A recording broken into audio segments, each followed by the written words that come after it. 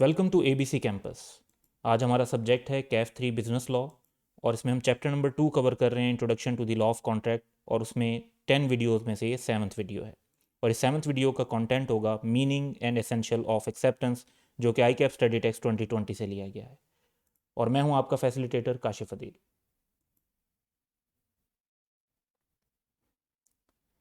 तो third section जो chapter में है उसके अंदर बेसिकली 3 एरियाज कवर हो रहे हैं और हमारी जो इस वीडियो का स्कोप है वो है meaning and essentials of acceptance. और हमारी नेक्स्ट वीडियो में ये बाकी 2 एरियाज कवर होंगे जो कि इसी से रिलेट करते हैं, जिसमें हम टाइमिंग ऑफ रेवोकेशन को डिस्कस करेंगे और कम्युनिकेशन ऑफ रेवोकेशन को डिस्कस करेंगे, जो कि कॉन्ट्रैक्ट फॉर्म हुआ है या नहीं हुआ उसके बारे में इंपॉर्टेंट एस्पेक्ट समझने में हमें मदद देंगे।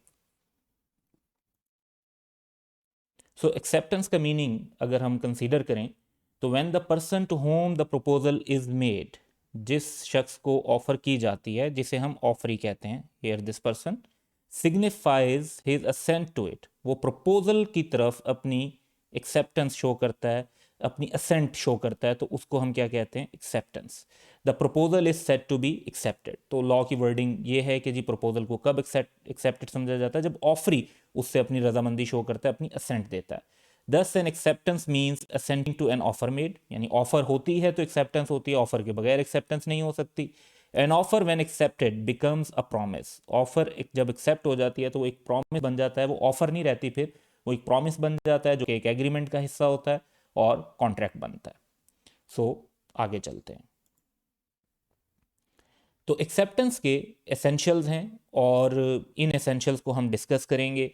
तो पहला एसेंशियल है कि एक्सेप्टेंस एब्सोल्यूट एंड अनकंडीशनल होनी चाहिए। अगर कंडीशनल होगी तो वो एक्सेप्टेंस वैलिड कंसीडर नहीं होगी। एक्सेप्टेंस लाजमी तौर पे कम्युनिकेट होनी चाहिए, दिली दिल में सोच लेने से एक्सेप्टेंस कम्युनिकेट नहीं होती। एक्सेप्टेंस की कम्युनिकेशन रीज़नेबल टाइम के अंदर होनी चाहिए, रीज़नेबल मोड से होनी चाहिए। और वही शख्स एक्सेप्टेंस कर सकता है जिसको ऑफ़र के बारे में पता हो। अगर एक शख्स को ऑफ़र के बारे में अवेयरनेस ही नहीं है तो वो उसको एक्सेप्ट नहीं कर सकता। एक्सेप्टेंस ऑफ़र के लैप्स होने से पहले होनी चाहिए। हमारी जो लास्ट वीडियो थी वो लैप्स ऑफ एन ऑफ़र पे थी, तो उससे पहले एक्सेप्टेंस होनी चाहिए, क्योंकि अगर लैप्स ऑफ एन ऑफ़र हो गया तो फिर उसकी एक्सेप्टेंस नहीं की जा सकती। नेगेटिव कन्फर्मेशन को एक्सेप्टेंस कंसीडर नहीं किया जा सकता, ये एक कॉन्सेप्ट हम डिस्कस करेंगे। तो टोटल 7 एसेंशियल्स हैं जो अब हमने 1 बाय 1 डिटेल में डिस्कस करने हैं विद सिनेरियोज। तो सबसे पहला है कि जी एब्सोल्यूट एंड अनकंडीशनल, यानी जो ऑफर में कंडीशन लगाई गई हैं वैसे ही उसको एक्सेप्ट करना चाहिए। An offer should be accepted without any condition. If any condition is imposed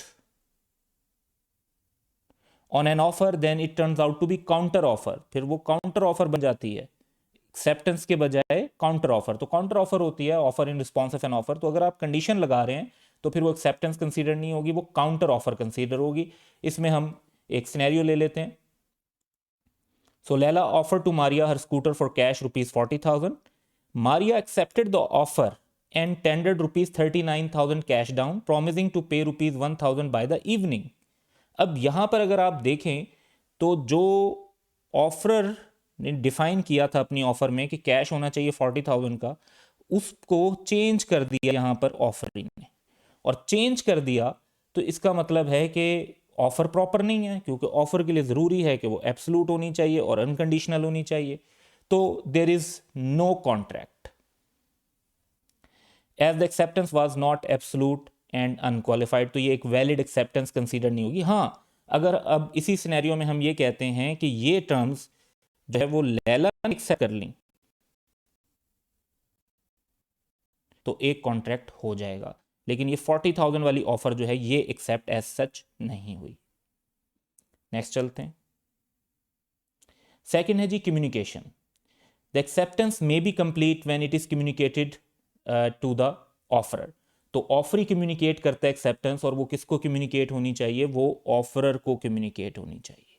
an offer can be accepted by word spoken, यानी एक्सप्रेस हो सकती है, और रिटर्न भी एक्सप्रेस में आता है, और थ्रू कंडक्ट यानी इंप्लाइड भी हो सकती है। तो जिस तरह ऑफर जो है वो भी एक्सप्रेस भी हो सकती है, इंप्लाइड भी हो सकती है, इसी तरह एक्सेप्टेंस भी एक्सप्रेस भी हो सकती है और इंप्लाइड भी हो सकती है।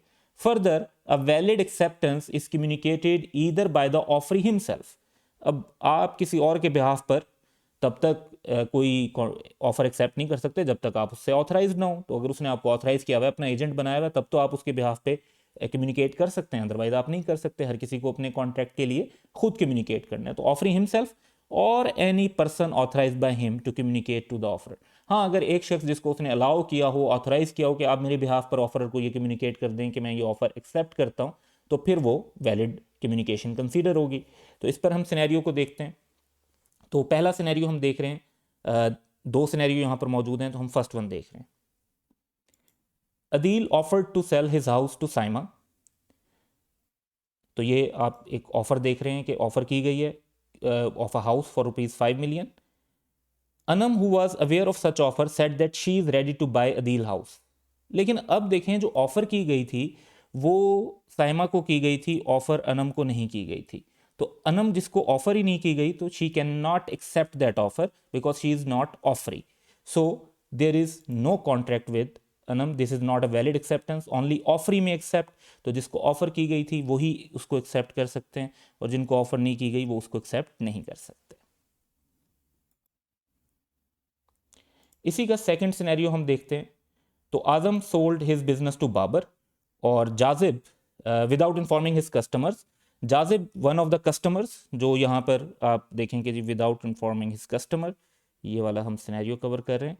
Jazib sent an order for the supply of goods to Azam by name. तो यहाँ पर आप देख रहे हैं कि आजम का नाम मेंशन किया गया ऑर्डर में कि सप्लाई गुड कर दें, जो कि ऑर्डर में मेंशन है। तो Babar received the order and supplied the goods. It was held that there was no contract because Jazib जो है, जाजिब ने जो ऑफर की थी, जाजिब की तरफ से ऑफर जो है वो आजम को की गई थी। तो आजम अगर उसमें गुड सप्लाई करता तो वो बिल्कुल ठीक था, लेकिन जाजिब की तरफ से बाबर को ऑफर नहीं की गई, तो बाबर उस ऑफर को एक्सेप्ट नहीं कर सकता। सो इस पर अगर हम आगे देखें तो होगा क्या बेसिकली, तो लॉ की नज़र में there is no contract between Jazib and Babar. अब जाजिब अगर बाबर की सप्लाई की भी गुड्स नहीं लेना चाहता तो वो गुड्स वापस हो जाएंगी, there is no contract between them. तो ऑर्डर बेशक सप्लाई कर दिया, देर इज़ नो कॉन्ट्रैक्ट। जो ऑर्डर था वो आजम के लिए था और बाबर के लिए नहीं था। Postal rule very important rule, और अक्सर स्टूडेंट जो हैं वो इसमें थोड़ा सा चैलेंज फेस करते हैं कि जी पोस्टल रूल को किस तरीके से एग्जैक्टली इम्प्लीमेंट किया जाए। तो वी वुड ट्राई कि हम इसको एज सिंप्लीफाई एज पॉसिबल आपके लिए कर सकें। सो पहले रीडिंग कर लेते हैं, और फिर जब हम इस पर सिनेरियो को डिस्कस करेंगे तो होपफुली ये बहुत ही आसानी से आपको समझ में आ जाएगा। The communication of acceptance by post is complete as against the proposal. अब ये समझना है कि कम्युनिकेशन ऑफरर के एंगल से एज अगेंस्ट द प्रपोजल, यानी ऑफरर के परस्पेक्टिव से कब कंप्लीट होगी, when it is put in a course of transmission. तो जब एक्सेप्टेंस को पोस्ट कर दिया जाता है, यानी आपने लेटर डाला और वो पोस्ट बॉक्स में डाल दिया, या कोरियर वाले को आपने हैंड ओवर कर दिया, तो फिर ये होता है कि आपका जो पोस्ट है उसकी कम्युनिकेशन ऑफरर के अगेंस्ट कंप्लीट हो जाती है, यानी ऑफरर अपनी ऑफर को रिवोक नहीं कर सकता।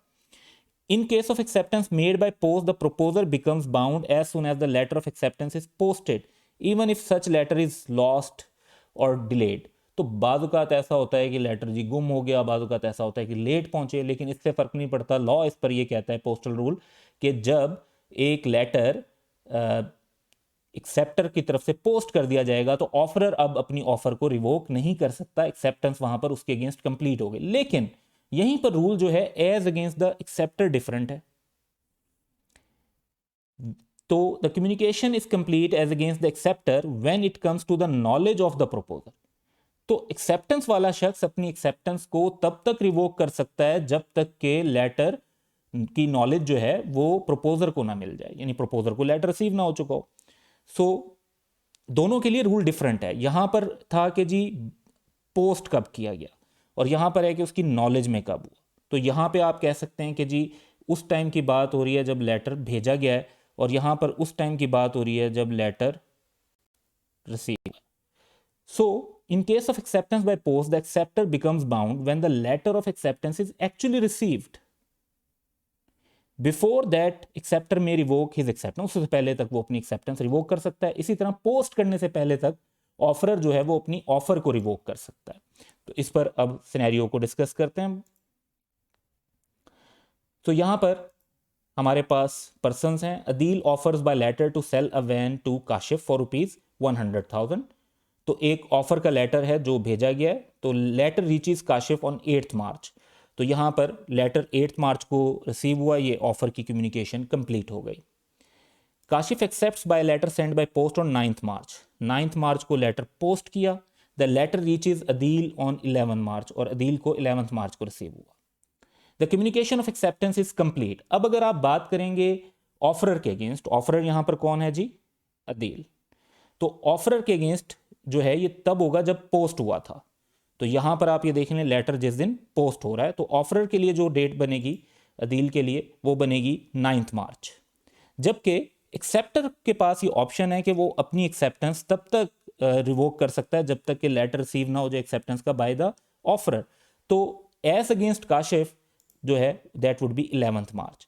तो दोनों के लिए डिफरेंट डेट है कम्युनिकेशन कंप्लीट होने की। और पॉइंट इंपॉर्टेंट इस डेट का जो पर्सपेक्टिव है वो ये है कि अदील 9 मार्च से पहले पहले तक अपनी ऑफर रिवोक कर सकता है और काशिफ 11th मार्च से पहले पहले तक अपनी एक्सेप्टेंस को रिवोक कर सकता है। तो जिस दिन एक्सेप्टेंस की कम्युनिकेशन कंप्लीट होती है उसके बाद रेवोकेशन पॉसिबल नहीं होती। उससे पहले तक हर पर्सन अपनी साइड की जो कम्युनिकेशन होती है उसको रिवोक कर सकता है। यानी 9 मार्च से पहले जो है ऑफरर अपनी ऑफर रिवोक कर सकता है और 11 मार्च से पहले ऑफरी अपनी एक्सेप्टेंस को रिवोक कर सकता है। Contracts over telephone, telex, fax. अच्छा, अब टेलीफोन या मोबाइल तो बड़ा कॉमनली अभी यूज़ में है। टेलेक्स या फैक्स जो हैं वो थोड़े से अब यूजेज में कम होते जा रहे हैं। टेक्नोलॉजी का चेंज बड़ा तेज़ी से हो रहा है। तो इसमें लॉ तो बहरहाल मौजूद है, लॉ तो 1872 का है। टेलीग्राम्स, टेलेक्स, फैक्स सब के बारे में इसके अंदर हमारी कवरेज है।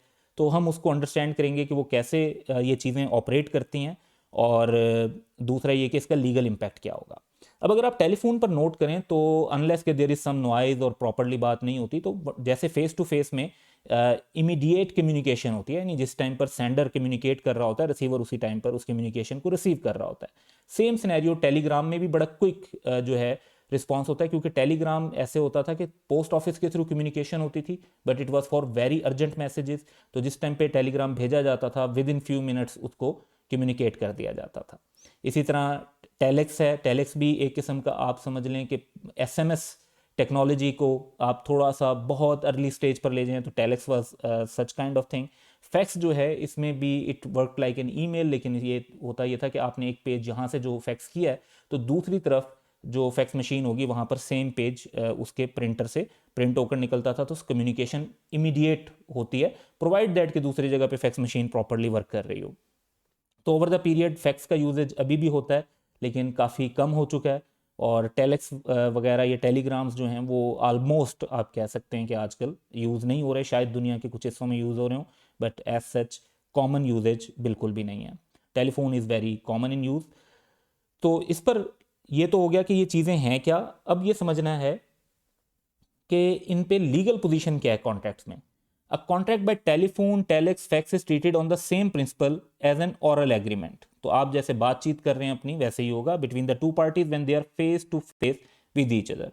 तो जिस लम्हे में आप ऑफर करते हैं उसी लम्हे में उसकी कम्युनिकेशन हो जाती है। जिस लम्हे में एक्सेप्टेंस करते हैं उसी लम्हे में वो दूसरे पर्सन को कम्युनिकेट हो जाती है। तो इसमें पोस्टल रूल वगैरह के रूल की जरूरत नहीं होती।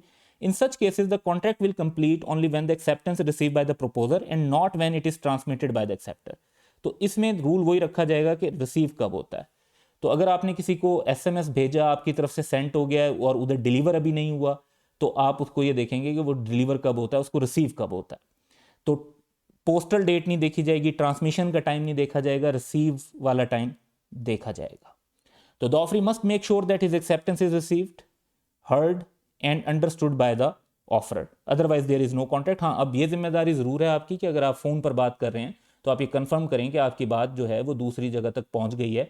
किसी नॉइज की वजह से, किसी नेटवर्क एरर की वजह से, किसी और ऐसे प्रॉब्लम की वजह से ऐसा ना हुआ हो कि आपकी बात दूसरी तरफ प्रॉपरली कम्युनिकेट ना हुई हो। तो just make sure that your acceptance has been communicated properly, and if it has been received by the offerer, your acceptance is complete. तो इसमें अगर हम सिनेरियो देखें तो टेलीफोन पर अगर बातचीत है तो face to face communication of offer and acceptance होती है, वैसे ही होगी, लेकिन पोस्टल रूल अप्लाई नहीं होगा। फिफ्थ है जी रीजनेबल टाइम के अंदर एक्सेप्ट करना चाहिए।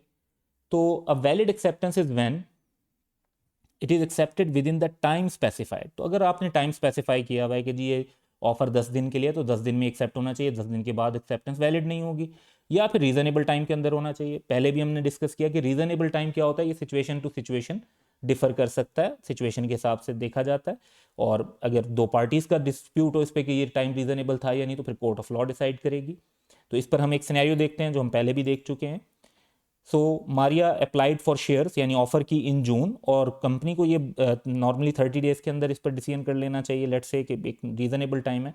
लेकिन कंपनी टुक 5 मंथ्स, और उन्होंने जो अलॉटमेंट और एक्सेप्टेंस कम्युनिकेट की वो नवंबर में की। तो अब रीजनेबल टाइम के अंदर एक्सेप्टेंस कम्युनिकेट नहीं की जा रही, तो ऑफरर के लिए ज़रूरी नहीं है कि वो इस एक्सेप्टेंस को जो है ना एक्सेप्ट करे।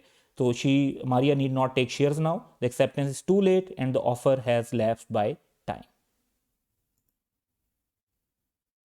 रीजनेबल मोड, ये सिक्स्थ एसेंशियल है समझने के लिए एक्सेप्टेंस को। और इसमें यह है कि रीजनेबल मोड क्या होता है, वंस अगेन ये सिचुएशन पे भी डिपेंड करता है, और बाजू का अगर हो सकता है एक मोड स्पेसिफाई कर दिया गया हो फिर ऑफरर की तरफ से, फिर तो वही फॉलो करना चाहिए। तो acceptance should be made in the manner specified, जो ऑफरर ने बता दिया, और in a usual manner where no mode is specified. अब यूजुअल मैनर क्या होता है, जिस तरह हम कहते हैं जी स्टॉक एक्सचेंज पर जब ड्यूरिंग द डे ब्रोकर आपस में बात कर रहे होते हैं, तो इसका मतलब होता है इमीडिएटली फ़ोन पर बताया जाए। कुछ मामलात ऐसे होते हैं कि उसमें पोस्टल जो है वे जो है या कोरियर जो है वो एक यूजुअल मैनर कंसीडर होगा, कुछ मामलात में टेलीफोन होगा, कुछ में ईमेल होगी, कुछ में बाकायदा रिटर्न कम्युनिकेशन और एक साइनिंग सेरेमनी के थ्रू ही होगा। तो ये डिपेंड करता है कि किस तरह के कॉन्ट्रैक्ट को आप डील कर रहे हैं, उसमें क्या कस्टम्स हैं, उसमें यूजुअल क्या है।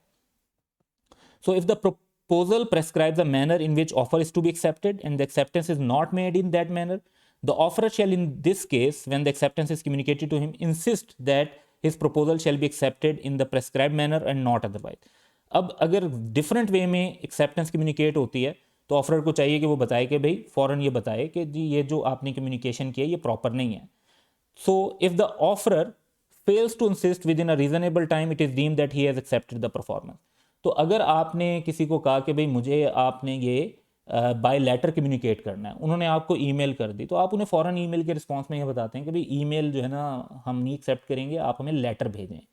तो फिर तो उन्हें लेटर ही भेजना पड़ेगा। लेकिन अगर आप ऐसा नहीं करते और ईमेल जो है वो रिसीव कर लेते हैं और एक्नॉलेज कर देते हैं कि ईमेल रिसीव हो गई, तो फिर बाद में आप ये एतराज़ नहीं कर सकते कि जी हमने तो लेटर का कहा था और आपने ईमेल भेज दी थी। तो वो बाद में आपका जो ऑब्जेक्शन है वो अप्रोप्रिएट नहीं होगा। सो इस पर हम एक सिनेरियो देख लेते हैं। Azam makes an offer to Babar and ask him to accept the offer by telegram. अब टेलीग्राम जो है वो ज़रा सा पुराना सिस्टम है, लेकिन आप इसे यूं समझ सकते हैं कि एक इमीडिएट कम्युनिकेशन थी निस्बतन। आजकल के हिसाब से तो इसे इमीडिएट नहीं कंसीडर करेंगे, it took some time but it was used for emergency. And letter जो है वो इसके मुकाबले में काफ़ी ज़्यादा, यानी जब लेटर को पहुंचने में कई हफ्ते लगते थे, तो telegram was a communication which was meant to be delivered within few minutes and may be few hours. So Babar sends his acceptance by post, it is not valid acceptance, क्योंकि telegram जो है और letter वो same नहीं है। Telegram जो है वो क्विक कम्युनिकेशन के लिए है कंपैरेटिवली, और जो लेटर है it takes much longer time. So यहाँ पर हम कहेंगे कि अगर कम्युनिकेशन टेलीग्राम से होती तो वो प्रॉपर होती, रीजनेबल मोड होता, और लेटर यहाँ पर रीजनेबल मोड नहीं था। किसी और सिनेरियो में हो सकता है लेटर रीजनेबल मोड हो और टेलीग्राम एक रीजनेबल मोड ना हो, जब आप कहते हैं कि जी उस जगह पे तो टेलीग्राम लाइक यूज ही नहीं हो रहा currently. Awareness of proposal very important, इस पर एक आध सिनेरियो पास्ट एग्जाम में भी आएगा। The acceptor must be aware of the proposal at the time of acceptance of the proposal. तो आपको अगर किसी ऑफर का ही नहीं पता, प्रपोजल का ही नहीं पता, तो आप उसे एक्सेप्ट नहीं कर सकते। So thing is very simple. तो इस पर एक सिनेरियो देखते हैं जो कि काफ़ी हेल्प करेगा। थोड़ा सा हो सकता है कि आपको इस सिनेरियो को देखकर ये भी लगे कि बात गलत है, लेकिन बात लॉजिकल है और लॉ के मुताबिक है। तो वो बात क्या है कि आज़म ने एक अनाउंसमेंट की कि रिवार्ड है to anyone who finds his missing dog. तो this is an offer, and offer is general offer कि कोई भी उसको एक्सेप्ट कर सकता है जो भी लॉस्ट डॉग को ले। Now Babar who was unaware of the reward found the dog and he bring it to the Azam. अब बाबर बाद में अगर उसको रिवार्ड का पता चलता है और वो फिर कहता है कि जी मुझे रिवार्ड दिया जाए, और आजम उसे देने से इनकार कर देता है, तो बाबर का राइट नहीं है कि वो रिवार्ड अब क्लेम कर सके, क्योंकि उसने जो काम किया था, एक्सेप्टेंस की थी, वो अनअवेयर ऑफ प्रपोजल के उसमें की थी। इफ़ उसको नॉलेज होता रिवार्ड का और वो फिर उसको डॉग को ढूंढ कर ला कर देता, तो फिर वो बिल्कुल रिवार्ड क्लेम कर सकता था और उसको इन्फोर्स करवा सकता था। तो Azam offered a reward for anyone who find his lost dog. Babar in ignorance of the offer, यहाँ पे डिसीजन पूरा लाई कर रहा है इसका। Finds and returns the dog, Babar can not claim the reward, अगर आजम इनकार कर दे। हाँ, आजम अभी भी उसको अब रिवार्ड दे दे तो फिर कोई ऐसा मसला नहीं है, तो वो पार्टीज़ की अपने उस पर है कि जी वो उसको डील कर सकती हैं। लेकिन डिस्प्यूट की सूरत में अगर इग्नोरेंस ऑफ द ऑफर में एक्सेप्टेंस की गई थी तो फिर रिवार्ड क्लेम नहीं किया जा सकेगा। Before lapse of an offer, क्योंकि एक बार ऑफर टर्मिनेट हो गई तो आप उसे एक्सेप्ट नहीं कर सकते, और इसी तरह से अगर एक बार ऑफर एक्सेप्ट हो गई तो फिर वो टर्मिनेट नहीं हो सकती। The acceptance must be given before the offer lapses और इज विदड्रॉन, तो ऑफर विदड्रॉ कर ली जाती है, वो भी टर्मिनेशन है, लैप्स हो जाती है, एक्सपायर हो जाती है। तो इस पर हम दो सिनेरियो यहाँ पर देखते हैं, और ये हमने पहले भी डिस्कस किए हैं scenarios. Azam at an auction give the highest bid to buy Babar's goods, goods थी जी, उसके लिए हाईएस्ट बिड की, तो यहाँ पर ऑफर आ गई, से एक्सेप्ट कर लिया जाता तो फिर तो कॉन्ट्रैक्ट हो जाता। लेकिन he withdraws the bid before the fall of hammer. अब ऑक्शन में अक्सर फॉल ऑफ हैमर के थ्रू जी 1 2 3 करके सेल की जाती है, तो जब तक वो नहीं होता तो वो एक्सेप्टेंस कंसिडर नहीं होती। तो आप यहाँ पर देख रहे हैं कि जो ऑफर थी वो विदड्रॉ कर ली गई है बिफोर एक्सेप्टेंस, और एक्सेप्टेंस बाद में कम्युनिकेट की जाती है। तो ऑफर ऑलरेडी टर्मिनेट हो चुकी है और कोई कॉन्ट्रैक्ट नहीं हो सकता, ऑफर क्योंकि ऑलरेडी टर्मिनेट हो गई है, अब उसको एक्सेप्ट नहीं कर सकते। इसी का सेकंड सिनेरियो देखते हैं। तो अ पर्सन, यहाँ पे नाम आजम है और यहाँ नाम हमारे पास अकमल आ रहा है। तो Azam offers to sell 10 bags of rice to Babar for ₹2000। Before its acceptance a law banned the sale of rice. अब लॉ ने इलीगलिटी क्रिएट कर दी तो ऑफर टर्मिनेट हो गई, और अब उस ऑफर को एक्सेप्ट नहीं किया जा सकता। Negative confirmation, a proposal is not considered accepted if the offer remain silent, यानी आप किसी की खामोशी को उसकी एक्सेप्टेंस कंसिडर नहीं कर सकते। It cannot be in the form of negative confirmation. If it is not accepted within a specific time, then it will be presumed to have been effected. तो लॉ इसको रिकग्नाइज नहीं करता कि अगर आप इस तरह की शर्त लगाते हैं कि भाई आपने अगर जवाब ना दिया 10 दिन के अंदर, 15 दिन के अंदर, तो मैं समझूंगा कि आपने एक्सेप्ट कर लिया। अगर आपने जवाब नहीं दिया तो इसका मतलब है आपने एक्सेप्ट नहीं किया। तो इसी पर हम देखते हैं कि जी Azam wrote to Babar to sell his book, adding that if he did not reply within 5 days the offer would be considered accepted. अब ये नेगेटिव कंफर्मेशन लगा दी, ऐसी की नेगेटिव कंफर्मेशन नहीं लगाई जा सकती। अब यहां पर Babar did not reply and a week has passed, 5 दिन क्या 7 दिन गुजर गए, तो यहां पे हमें नजर आ रहा है साइलेंस। तो silence is not acceptance, so there is no contract as silence cannot be considered as acceptance. so ये जो नेगेटिव कंफर्मेशन लगाई थी ये लॉ में अलाउड नहीं है। so that's all for today, have a good day.